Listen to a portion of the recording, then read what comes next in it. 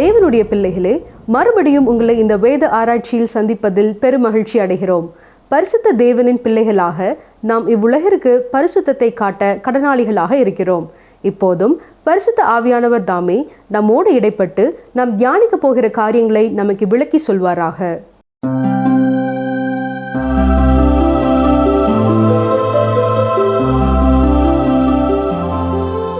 கர்த்தருடைய பரிசுத்த நாமத்திற்கு மகிமை உண்டாவதாக. பிரியமானவர்களே, இன்று நாம் 1 தெசலோனிக்கேயர் 5ஆம் அதிகாரம் 4ஆம் வசனம் முதல் 13ஆம் வசனம் வரை கற்றுக்கொள்ளப் போகிறோம். வாசிக்கிறேன். 1 தெசலோனிக்கேயர் 5, 4, 5 வசனங்கள். சகோதரரே, அந்த நாள் திருடனைப் போல உங்களை பிடித்து கொள்ளத்தக்கதாக நீங்கள் அந்தகாரத்தில் இருக்கிறவர்கள் அல்லவே. நீங்கள் எல்லாரும் வெளிச்சத்தின் பிள்ளைகளும் பகலின் பிள்ளைகளுமாய் இருக்கிறீர்கள். நாம் இரவிற்கும் இருளுக்கும் உள்ளானவர்கள் அல்லவே. சபை எடுத்துக்கொள்ளப்படும் பொழுது 2 காரியங்கள் நடைபெறுகின்றன. முதலாவதாக, நாம் வாழும் இந்த கிருபையின் காலம் முடிவிற்கு வருகிறது. இந்த கிருபையின் காலத்தில் கர்த்தர் தமக்கென அநேக ஜனங்களை அழைத்துக் கொள்கிறார். இயேசுவின் இரகசிய வருகை கிருபையின் காலத்தை முடிவடைய செய்கிறது மட்டுமல்ல, அது கர்த்தருடைய நாளை துவக்குகிறது. சபை உலகத்தை விட்டு எடுத்துக்கொள்ளப்படும் பொழுது மகா உபத்திரவ காலம் ஆரம்பமாகிறது. கிருபையின் காலம் முடிவடைகிறது. எனவேதான் பிரியமான சகோதரனை சகோதரியே, அப்படிப்பட்ட ஒரு காலம் வரும் முன்னதாக நீங்கள் கிறிஸ்துவை உங்கள் சொந்த இரட்சகராக, உங்கள் மீட்பராக ஏற்றுக்கொள்ள வேண்டும் என்று மீண்டும் மீண்டும் கூறப்படுகிறது. இதுவே கிருபையின் காலம், இதுவே இரட்சணிய நாள். வயது சென்ற பின் பார்த்து கொள்ளலாம், இன்னும் சில காலம் கழித்து நான் இதை குறித்து தீர்மானம் எடுப்பேன் என்று நீங்கள் கூறுவீர்கள் என்றால் நீங்கள் ஆபத்தான ஒரு இடத்தில் இருக்கிறீர்கள். இதை அன்போடு நான் ஞாபகப்படுத்த விரும்புகிறேன். 4ஆம் அதிகாரத்திலே நாம் என்ன வாசித்தோம்? கர்த்தர் தாமே ஆரவாரத்தோடும் பிரதான தூதனுடைய சத்தத்தோடும் தேவ எக்காலத்தோடும் வானத்திலிருந்து இறங்கி வருவார் என்று பார்த்தோம். வந்து தமது திருச்சபையை உலகத்திலிருந்து எடுத்துக்கொள்வார். இங்கே 4ஆம் வசனத்தில் என்ன வாசிக்கிறோம்? சகோதரரே, அந்த நாள் திருடனைப் போல் உங்களை பிடித்து கொள்ளத்தக்கதாக நீங்கள் அந்தகாரத்தில் இருக்கிறவர்கள் அல்லவே என்று சொல்கிறார். இரட்சிப்பை பெற்றுக்கொள்ளாதவர்கள், இயேசுவை விசுவாசியாதவர்கள் அந்தகாரத்தில் இருக்கிறார்கள். ஆனால் விசுவாசிகள் கர்த்தருடைய நாள் வரும்பொழுது பூமியில் இருக்க மாட்டார்கள். அடுத்த வசனத்தில் என்ன சொல்கிறார்? நீங்கள் எல்லாரும் வெளிச்சத்தின் பிள்ளைகளும் பகலின் பிள்ளைகளுமாக இருக்கிறீர்கள். வேறு வார்த்தைகளிலே சொல்ல வேண்டுமென்றால், அந்த 1000 வருட அரசாட்சி நாட்களுக்குள் நீங்கள் பிரவேசிக்கப் போகிறதில்லை. நீங்கள் கிருபையின் காலத்தில் கிருபையை பெற்றுக்கொண்டவர்களாய் இருக்கிறீர்கள். நிகழ்ச்சியை கேட்டுக்கொண்டிருக்கிற கருமையான சகோதரனை சகோதரியே, வேத வசனங்கள் சொல்லும் இந்த வித்தியாசத்தை நீங்கள் புரிந்து கொள்ளவில்லை என்றால் நீங்கள் நம்பிக்கையற்றவர்களாக குழப்பமான நிலையிலே இருக்கிறீர்கள். கர்த்தருடைய நாள் பூமியில் துவங்கும் பொழுது நாம் கர்த்தரோடு கூட இருக்க போகிறோம். நாம் அந்தகாரத்தில் இருக்க போவதில்லை. எனவே அந்த குறிப்பிட்ட நாள் திருடனைப் போல விசுவாசிகளை பிடித்து கொள்ளாது. திருச்சபையானது கிறிஸ்து என்னும் இரட்சகர் நடுவானில் வெளிப்படும்படியாக காத்து கொண்டிருக்கிறது. இப்பொழுது பவுல் அப்போஸ்தலன் விசுவாசிகளுக்கு நல்ல ஒரு ஆலோசனை கொடுக்கிறார்.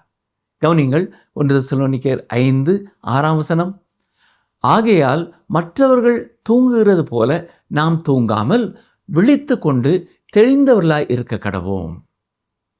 கிறிஸ்து சபையை எடுத்துக்கொள்ளும்படியாக வெளிப்படும் நாள் ஆசீர்வாதமும் நம்பிக்கையுமான நாள். எந்த நேரத்திலும் இது இடம்பெறலாம். இந்த காரணத்தினாலே விசுவாசிகளும் மற்றவர்களைப் போல தூங்கிக் கொண்டு இல்லாமல் விழித்து கொண்டு தெளிந்தவர்களாய் இருக்க வேண்டும். கிறிஸ்து திருச்சபை எடுத்துக்கொள்ளும்படியாக வருகிறார் என்பதனாலே விசுவாசிகள் எந்த ஒரு காரியத்தையும் செய்யாமல் சோம்பேறிகளாக தூங்கிக் கொண்டு இருக்க வேண்டும் என்பது அல்ல. மகா உபத்திரவ காலம் வர முன்னர் திருச்சபையை அவர் எடுத்துக்கொள்வதனாலே விசுவாசிகள் விழிப்புணர்வு உள்ளவர்களாய் காணப்பட வேண்டும். தெளிந்தவர்களாக இருக்க கடவோம் என்பதற்கு பல அர்த்தங்கள் இருக்கின்றன. குடிபோதையில் இல்லாமல் தெளிந்தவர்களாக இருப்பதை மட்டும் இது குறிப்பிடவில்லை. வேறு விதமான போதைகளும் இருக்கின்றன.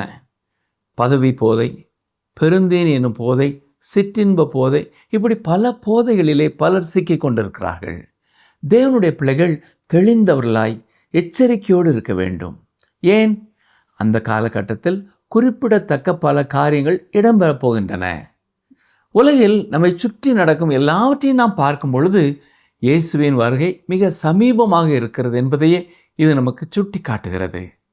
எனவே ரோமர் 13ஆம் அதிகாரம் 11ஆம் வசனத்திலே நான் வாசிப்பது போல, நாம் விசுவாசிகளான போது ரட்சிப்பு சமீபமாக இருந்ததை பார்க்கிலும் இப்பொழுது அது நமக்கு அதிக சமீபமாக இருக்கிறது என்று கூறலாம். சரி, 1 தெசலோனிக்கேயர் 5ஆம் அதிகாரம் 7ஆம் 8ஆம் வசனங்களை பாருங்கள். தூங்குகிறவர்கள் ராத்திரியிலே தூங்குவார்கள், வெறி கொள்ளுகிறவர்கள் ராத்திரியிலே வெறி கொள்வார்கள். பகலுக்குரியவர்களாகிய நாமோ தெளிந்தவர்களாக இருந்து விசுவாசம், அன்பு எனும் மார்க்கவசத்தையும் ரட்சிப்பின் நம்பிக்கை எனும் தலைச்சீராவையும் தரித்து கொண்டிருக்க கடவோம். இங்கே மீண்டுமாக தெளிந்தவர்களாய் இருந்து என்று சொல்லுகிறார். காரணம் என்ன? இந்த உலகத்திலே நாம் செயல்படுத்த வேண்டிய பொறுப்புகள் நமக்கு உண்டு என்பதை நாம் புரிந்து கொள்ள வேண்டும். அது என்ன? அன்பு எனும் மார்க்கவசத்தையும் ரட்சிப்பின் நம்பிக்கை எனும் தலைச்சீராவையும் தரித்து கொண்டிருக்க வேண்டும். ஒரு போர் வீரன் எப்பொழுதும் ஆயத்தமுள்ளவனாக இருக்க வேண்டும். விசுவாசம், அன்பு எனும் மார்க்கவசம் நம் உடலில் மிகவும் முக்கியமான உறுப்பான இருதயத்தை பாதுகாக்கிறது. தலைச்சீரா ரட்சிப்பின் நம்பிக்கையை கூறுகிறது. கிறிஸ்துவை அறிந்திருக்கும் ஒவ்வொருவரும் ரட்சிப்பின் தலைச்சீராவை அணிய வேண்டும். விசுவாசம், அன்பு, நம்பிக்கை என்னும் இந்த 3 முக்கியமான வார்த்தைகளையும் இந்த நிருபத்திலே 3வது முறையாக நாம் பார்க்கிறோம். முதல் அதிகாரத்தில் அன்பின் பிரயாசம், விசுவாசத்தின் கிரியை, நம்பிக்கையினால் உண்டாகும் பொறுமை என்று பார்த்தோம். விசுவாசம் ரட்சிக்கும் விசுவாசம். இது ஒரு மனிதனை கிரியை செய்யும்படியாக தூண்டுகிறது. கால்வின் என்பவர் சொல்லும் பொழுது, விசுவாசம் மட்டுமே ரட்சிக்கிறது, ஆனால் ரட்சிக்கும் விசுவாசம் தனியாக இல்லை என்று கூறியிருக்கிறார். நாம் ஆண்டவராய் இயேசு கிறிஸ்துவை ஏற்றுக்கொண்ட இறந்த காலத்தை விசுவாசம் பொறுப்படுத்திக் கொள்கிறது. ஒவ்வொரு விசுவாசியும் தன்னை சுற்றி இருக்கிறவர்களோடு கொள்ள வேண்டிய உறவாகிய அன்பு நிகழ்காலத்திற்குரியது. ரட்சிப்பை குறித்த நம்பிக்கை எதிர்காலத்தை குறித்த ஒரு ஆசீர்வாதமான நம்பிக்கை. நான் மகா உபத்திரவ காலத்தை எதிர்பார்ப்பதில்லை. அப்படி எதிர்பார்த்து கொண்டிருப்போம் என்றால் நாம் மகிழ்ச்சியாக இருக்க முடியாது. நம் பூரண ரட்சிப்பே நாம் எதிர்பார்த்து காத்திருக்கும் ஆசீர்வாதமான நம்பிக்கை. யோவான் சொல்வதையும் சற்றே கவனியுங்கள். பிரியமானவர்களே, இப்பொழுது தேவனுடைய பிள்ளைகளாய் இருக்கிறோம், இனி எவ்விதமாய் இருப்போம் என்று இன்னும் வெளிப்படவில்லை. ஆகிலும் அவர் வெளிப்படும் போது அவர் இருக்கிற வண்ணமாகவே நாம் அவரை தரிசிப்பதினால் அவருக்கு ஒப்பாய் இருப்போம் என்று அறிந்திருக்கிறோம். தேவன் என்னுடைய வாழ்க்கையிலே இன்னும் செயல்பட்டு முடிக்கவில்லை. எனவே என்னை குறித்து நீங்கள் பொறுமை இழக்க வேண்டாம்.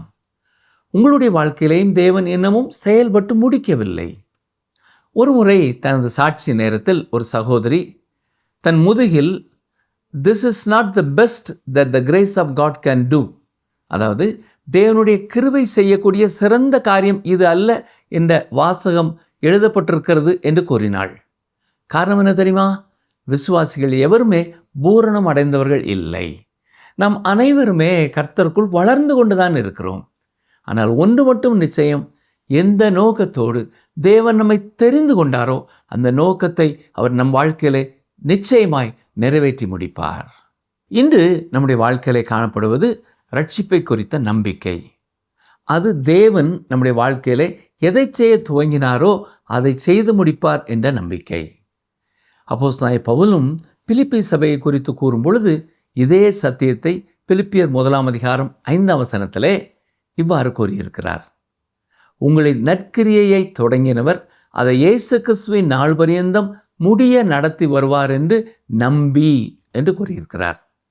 பாவ மன்னிப்பு நிச்சயத்தை பெற்றிருக்கிற எனக்கு அருமையான சகோதரனே, சகோதரியே, அழிவுக்கு நேராக சென்று கொண்டிருந்த உங்களை ரட்சித்த அவரே முற்றும் முடிய உங்களை ரட்சிக்க வல்லவராயிருக்கிறார். அதே வேளையில் நான் கர்த்தருடைய பிள்ளை என்று உறுதியோடு இருக்கும் நீங்கள், அவருடைய வருகையை எதிர்பார்த்து கொண்டிருக்கிற நீங்கள், அதற்கு ஏற்றாற்போல இந்த உலகத்திலே வாழ எதிர்பார்க்கப்படுகிறீர்கள். மகா உபத்திரவ காலத்தை குறித்து நீங்கள் பயப்பட தேவையில்லை. நீங்கள் வெளிச்சத்தின் பிள்ளைகளாக இருக்கிறபடினால், பகலின் பிள்ளைகளாக இருக்கிறபடினால், மற்றவர்கள் தூங்குகிறது போல தூங்காமல் அவருடைய வருகையில் கர்த்தர் என எடுத்துக்கொள்வார் என்ற நம்பிக்கை உள்ளவர்களாக விழித்து கொண்டு தெளிந்தவர்களாக, தெளிந்த புத்தி உள்ளவர்களாக நடக்க வேண்டும். அதை எப்படி மற்றவர்கள் காண முடியும்? நாம் கர்த்தரை விசுவாசிக்கிறோம் என்பதனாலே நம்முடைய கிரியை அதை வெளிப்படுத்துகிறதாய் இருக்க வேண்டும். நம்முடைய வார்த்தைகளிலும் நடக்கையிலும் குடும்ப சூழலிலும் பணி செய்யும் இடத்திலும் வசிக்கும் தெருவிலும் அன்பு நிறைந்தவர்களாக காணப்பட வேண்டும். இவ்வாறு நாம் நடக்கும் பொழுது இயேசு வரப்போகிறார் என்பதை மற்றவர்கள் நம்முடைய வாழ்க்கையிலே நம்முடைய வார்த்தைகளிலே கண்டுகொள்ள முடியும். அப்படிப்பட்ட கிருபையை கர்த்தர் தாமே நம் ஒவ்வொருவருக்கும் தருவாராக. அடுத்ததாக 1 தெசலோனிக்கேயர் 5ஆம் அதிகாரம் 9ஆம் வசனம் முதல் தொடர்ந்து நாம் சிந்திப்போம். வாசிக்கிறேன். தேவன் நம்மை கோபாக்கினைக்கென்று நியமிக்காமல் நம்முடைய கர்த்தராய் இயேசு கிறிஸ்து மூலமாக ரட்சிப்படைவதற்கென்று நியமித்தார். கவனிங்கள், தேவன் நம்மை கோபாக்கினைக்கென்று நியமிக்கவில்லை. இரகசிய வருகைக்கு முன்னரே 1000 வருட அரசாட்சி இருக்கும் என்று சொல்லுகிறவர்களும் கூட தேவன் நம்மை கோபாக்கினைக்கென்று நியமிக்கவில்லை என்பதை புரிந்து கொள்ள தவற விடுகிறார்கள். ஆம் பிரியமானவர்களே, தேவன் நம்மை கோபாக்கினை நாளுக்கென்று நியமிக்கவில்லை. கோபாக்கினையின் நாளான மகா உபத்திரவ நாளுக்கென்றும் நம்மை நியமிக்கவில்லை. அது நியாய தீர்ப்பின் காலம். கிறிஸ்து நம்முடைய பாவங்களுக்காக ஏற்கனவே தண்டனையை ஏற்றுக்கொண்டபடினாலே அவர் என்னுடைய பாவத்திற்காக தண்டனை ஏற்றுக்கொண்டார் என்று விசுவாசிக்கிறவர்கள் மகா உபத்திரவ காலத்திற்குள் பிரவேசிப்பதில்லை. ஒருவேளை இதை கேட்டுக்கொண்டிருக்கிற நீங்கள், என்ன ஐயா செய்தியாளரே, இரகசிய வருகையை எடுத்துக்கொள்ளும் அளவிற்கு நீங்கள் மிகவும் நல்லவரா என்று கேட்கலாம். இல்லை பிரியமானவர்களே, ரட்சிக்கப்படும்படியாக நான் நல்லவன் அல்ல. ஆனால் தேவன் தம்முடைய கிருபையினாலே என்னை ரட்சித்திருக்கிறார். எனவே சபையை இந்த உலகத்திலிருந்து எடுத்துக்கொள்ளும்படி அவர் வரும்பொழுது மற்ற உன்னதமான பரிசுத்தவான்களோடு கூட நானும் எடுத்துக்கொள்ளப்படுவேன். அது முற்றிலும் தேவனுடைய கிருபையே. நாம் கோபாக்கினைக்கென்று நியமிக்கப்படாமல் நம்முடைய கர்த்தராய் இயேசு கிறிஸ்து மூலமாக ரட்சிப்படைவதற்கென்று நாம் நியமிக்கப்பட்டிருக்கிறோம். இந்த நிகழ்ச்சியை கேட்டுக்கொண்டிருக்கிற நீங்கள் யாராக இருந்தாலும் சரி, இயேசு உங்களுடைய பாவத்திற்காக மரித்தார் என்பதை விசுவாசித்து அவரிடத்தில் உங்களுடைய பாவங்களை அறிக்கை செய்து அவர் கொடுக்கும் மன்னிப்பை நீங்கள் பெற்றுக்கொண்டால் நீங்களும் கோபாக்கினை அடையப் போவதில்லை. கோபாக்கினையிலிருந்து தப்பிக்கொள்வதற்கு ஒரே ஒரு மார்க்கத்தை தான் அவர் வைத்திருக்கிறார். கர்த்தராகிய இயேசு கிறிஸ்துவை விசுவாசி, அப்பொழுது நீயும் உன் வீட்டாரும் ரட்சிக்கப்படுவீர்கள். 1 தெசலோனிக்கேயர் 5ஆம் அதிகாரம் 10ஆம் வசனத்தை பாருங்கள். நாம் விழித்திருப்பவர்களானாலும் நித்திரை அடைந்தவர்களானாலும் தம்முடனே கூட நாம் ஏகமாய் பிழைத்திருக்கும்படி அவர் நமக்காக மரித்தாரே. நாம் முதலாவது மரித்து விட்டாலும் அல்லது அவர் வரும்பொழுது உயிரோடு இருந்தாலும் நாம் அவரோடு கூட என்றென்றும் வாழப்போகிறோம். திருச்சபையின் பெரும்பாலான பகுதி மரணம் என்னும் வாசலை கடந்து சென்று விட்டது. சற்றே எண்ணி பாருங்கள். அவருடைய வருகையிலே முன்னாலே ஸ்தேவான், பின்னால் அப்போஸ்தலர்கள், மற்ற இரத்த சாட்சிகள் என்று கடந்த பல காலங்களாக கிறிஸ்துவுக்குள் மரித்த அத்தனை பேரும் முன் செல்ல, அவர் வரும் நாளிலே நாம் உயிரோடு இருப்போம் என்றால் நாமும் அவர்களுக்கு பின் எடுத்துக்கொள்ளப்பட்டு புறப்பட்டு போவோம். அந்த காட்சி மெய்மை நிறைந்த ஒரு காட்சியாய் இருக்கும். எனவே இப்பொழுது அந்த மாபெரும் கிருபையை நினைத்து அடிக்கடி, ஆண்டவரே நீர் எனக்கு செய்த கிருபைக்காக நன்றி என்று நாம் அவரை துதிக்க வேண்டும். சரி, இந்த சத்தியங்கள் எல்லாம் நமக்கு என்ன செய்கிறது? இதைத்தான், ஆகையால் நீங்கள் செய்து வருகிறபடியே ஒருவரை ஒருவர் தேற்றி ஒருவருக்கொருவர் பக்தி விருத்தி உண்டாகும்படி செய்யுங்கள் என்று கூறியிருக்கிறார். ஆம் பிரியமானவர்களே, இந்த சத்தியங்கள் ஆறுதல் படுத்துகின்றன. இப்பொழுது கிறிஸ்தவர்களுக்கு கொடுக்கப்படும் 22 கற்பனைகளை குறித்து நாம் பார்க்க போகிறோம். இது விசுவாசிகளுக்கென்று கொடுக்கப்படுவது 10 கற்பனைகள் அல்ல, 22 கற்பனைகள். நாம் ரட்சிக்கப்படும் வரை தேவன் நம்மிடத்தில் கேட்கும் ஒரே ஒரு கேள்வி, உன்னுடைய பாவத்திற்காக சிலுவையில் மாண்ட இயேசுவை குறித்து என்ன செய்ய போகிறாய் என்பதுதான்.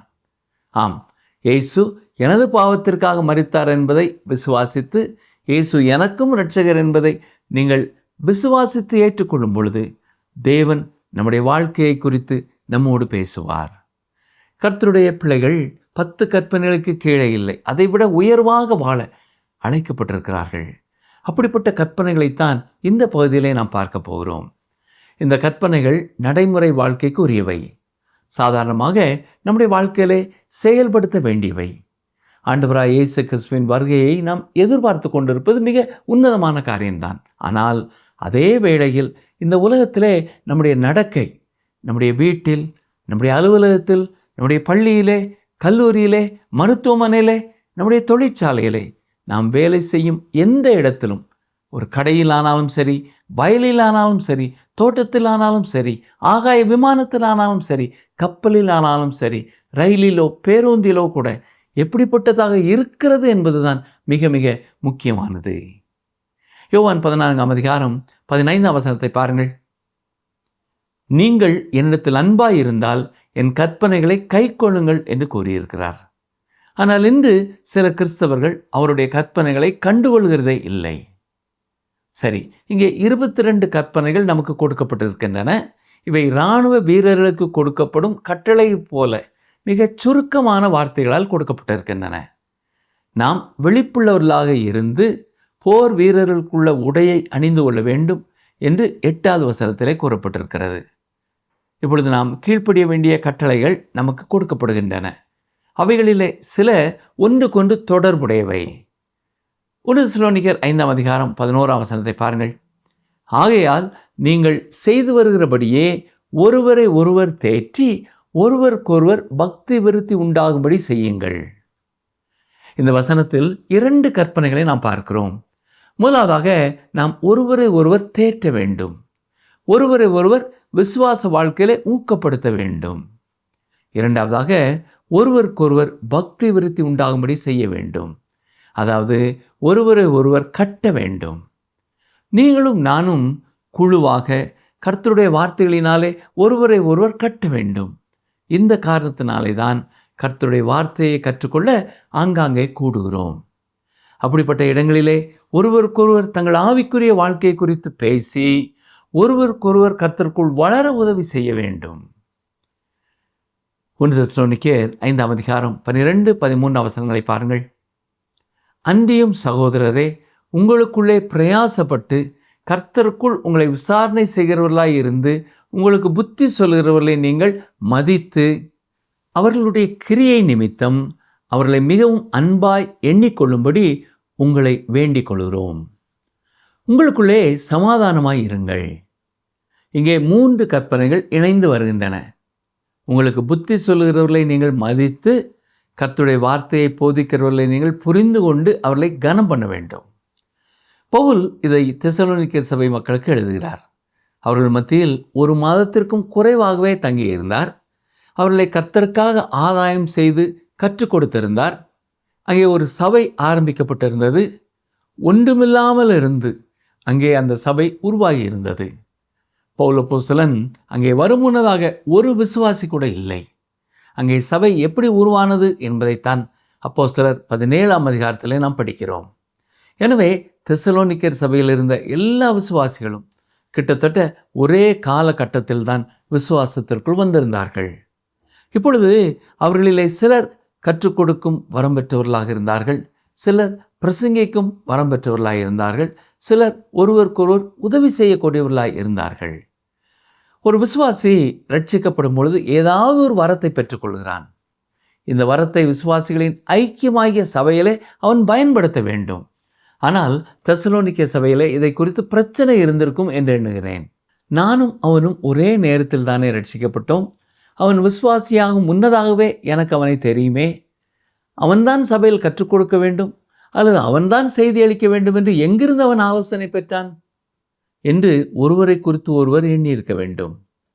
எனவேதான் பவுல் இங்கே சில சகோதரர்கள் அல்லது சகோதரிகள் பொறுப்புகளை செய்யும் தாளந்தை பெற்றிருக்கிறார்கள், வரத்தை பெற்றிருக்கிறார்கள், அதை மற்றவர்கள் மதிக்க வேண்டும் என்று குறிப்பிடுகிறார்.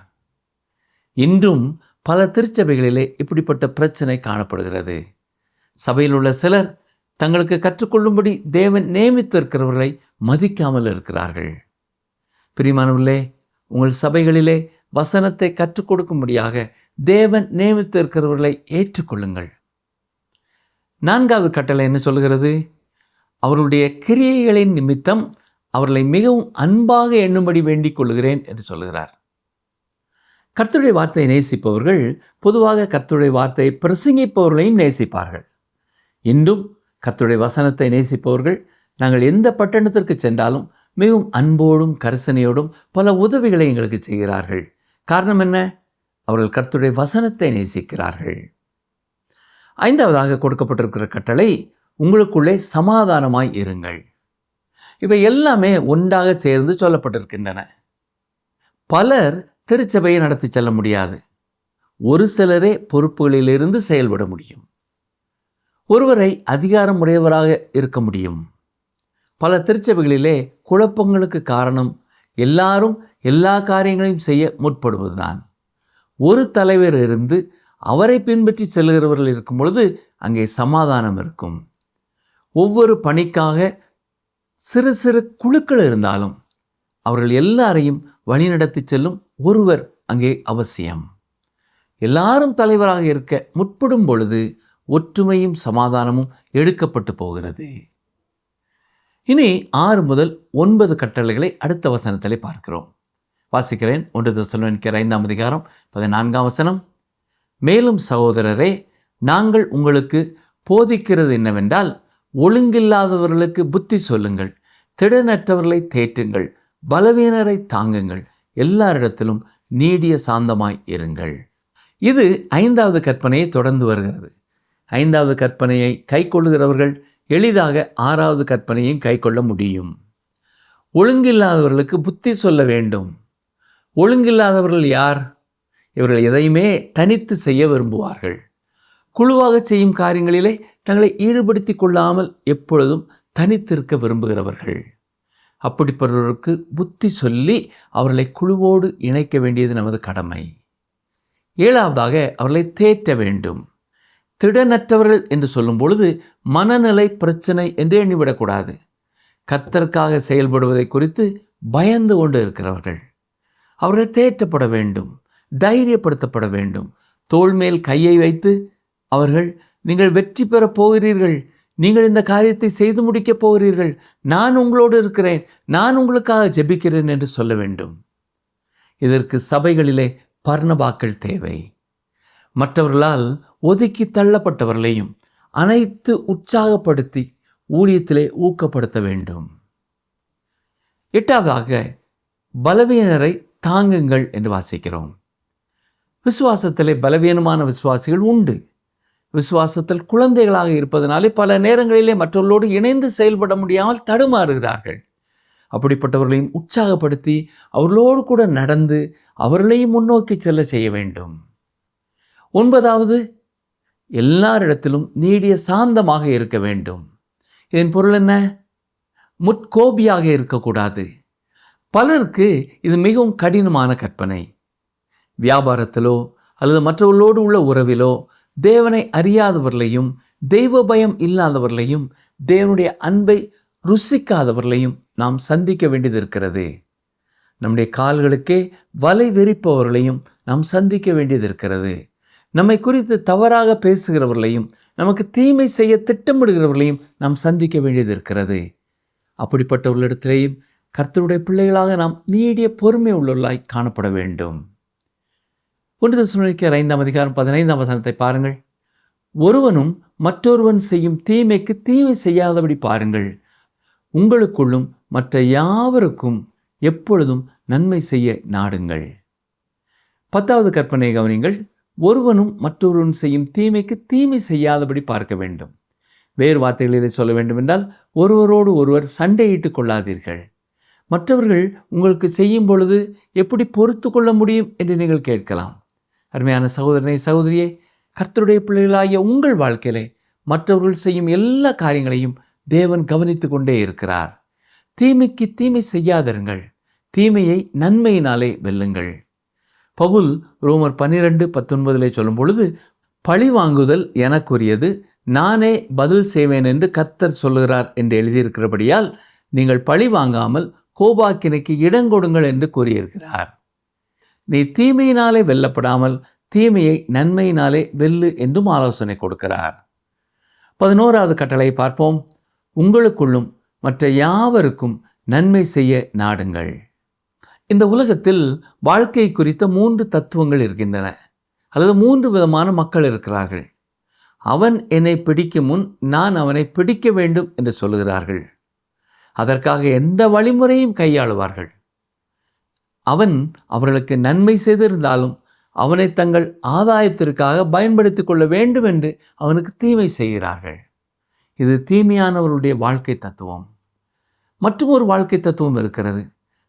தங்களை தாங்களே படித்த நாகரிகமான மக்கள் என்று சொல்பவர்களின் வாழ்க்கை தத்துவம் என்று சொல்லலாம். அது என்ன? உங்களுக்கு நன்மை செய்கிறவர்களுக்கு நீங்கள் நன்மை செய்யுங்கள். இன்று பல துறைகளிலே இதை நாம் பார்க்கிறோம். அரசியல் வட்டாரத்திலே இப்படித்தான் நடக்கிறது. அதிகாரத்திற்கு வர நீ எனக்கு உதவி செய்தாய், எனவே நான் இப்பொழுது உனக்கு உதவி செய்கிறேன். ஆனால் இயேசு என்ன சொல்லுகிறார்? கவனியுங்கள். லூக்கா 6ஆம் அதிகாரம் 33ஆம் வசனம். உங்களுக்கு நன்மை செய்கிறவர்களுக்கு நீங்கள் நன்மை செய்தால் உங்களுக்கு பலன் என்ன? பாவிகளும் அப்படி செய்கிறார்களே. கிறிஸ்துவை இரட்சகராக அறிந்தவர்கள் வித்தியாசமான ஒரு நிலையிலே வாழ அழைக்கப்பட்டிருக்கிறோம். மூன்றாவது தத்துவம் என்னவென்றால், நமக்கு தீமை செய்கிறவர்களுக்கும் நாம் நன்மை செய்ய வேண்டும். இது இயற்கைக்கு எதிரான ஒரு காரியமாய் தெரியலாம். ஒருவர் நமக்கு தீமை செய்தால் அவர்களுக்கு தீமை செய்ய வேண்டும் என்ற எண்ணம் தான் நமக்கு உருவாகிறது. ஆனால் விசுவாசிகள் வித்தியாசமாக இருக்க வேண்டும் என்று பவுல் சொல்லுகிறார். ஒருவனும் மற்றொருவன் செய்யும் தீமைக்கு தீமை செய்யாதபடி பாருங்கள். உங்களுக்குள்ளும் மற்ற யாவருக்குள்ளும் எப்பொழுதும் நன்மை செய்ய நாடுங்கள். அதாவது, உங்களுக்கு ஒருவர் தீமை செய்திருந்தாலும் அவர்களுக்கும் நீங்கள் நன்மையையே செய்ய நாடுங்கள். நிகழ்ச்சியை கேட்டுக்கொண்டிருக்கிற எனக்கு அருமையான சகோதரனை, சகோதரியே, இன்றைய செய்தி நேரத்தில் இறுதியில் நாம் வந்துவிட்டோம். இன்று 11 கட்டளைகளை நாம் கேட்டிருக்கிறோம். உங்களில் சிலர் ஏற்கனவே சில கற்பனைகளை கை கொண்டிருந்திருக்கலாம். இதுவரை கை கொள்ளாத கட்டளை எது என்று கவனித்து பாருங்கள். வேதத்தை அறிந்திருக்கிறபடியால் தான் இப்பொழுது தூய ஆவியானவர் அதை குறித்து உங்களுக்கு நினைவுபடுத்தி கொண்டிருக்கிறார். நீங்கள் மன்னிக்க வேண்டியவர்கள் உண்டு, மனம் பொருந்த வேண்டியவர்கள் உண்டு, கனம் பண்ண வேண்டியவர்கள் உண்டு, ஏற்றுக்கொள்ளப்பட வேண்டியவர்கள் உண்டு, நீங்கள் ஆறுதல் படுத்தப்பட வேண்டியவர்கள் உண்டு, உற்சாகப்படுத்த வேண்டியவர்கள் உண்டு. யாரை குறித்து தேவன் நம்மிடத்தில் நினைவுபடுத்துகிறாரோ அவர்களில் அப்படிப்பட்ட செயலை செய்ய நம்மை தாழ்த்தி அன்றுடைய கரத்தில் ஒப்பு கொடுப்போமா?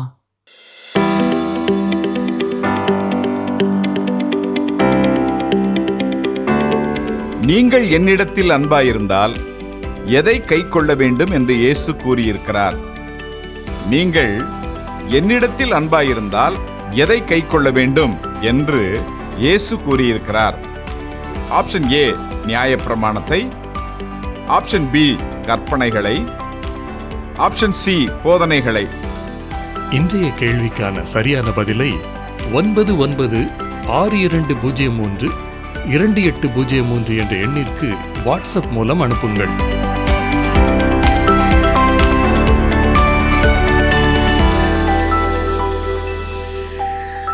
இன்று நாம் எவ்வாறு வெளிச்சத்தின் பிள்ளைகளாக இருக்க முடியும் என்று தியானித்தோம்.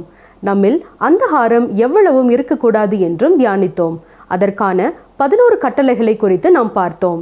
நாம் செயலிலும் சொற்களிலும் இந்த கட்டளைகளை கைக்கொண்டு நாம் வெளிச்சத்தின் பிள்ளைகள் என்பதை காட்டி தேவ நாமத்தை மகிமைப்படுத்துவோமாக. ஒளியில் நடக்க தேவ நாமத்தை மகிமைப்படுத்த தேவன் நமக்கு கிருபை புரிவாராக. இந்த நிகழ்ச்சி உங்களுக்கு பிடிச்சிருக்கா? அப்ப இப்பவே மிஸ்டர் கால் கொடுங்க. பரிசு வெல்றது நீங்களாவும் இருக்கலாம்.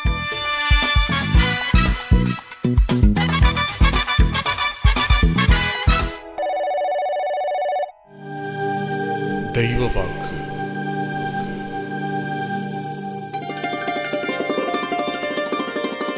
ஒருவனுடைய வழிகள் கர்த்தருக்கு பிரியமாயிருந்தால் அவனுடைய சத்துருக்களும் அவனோடே சமாதானமாகும்படி செய்வார்.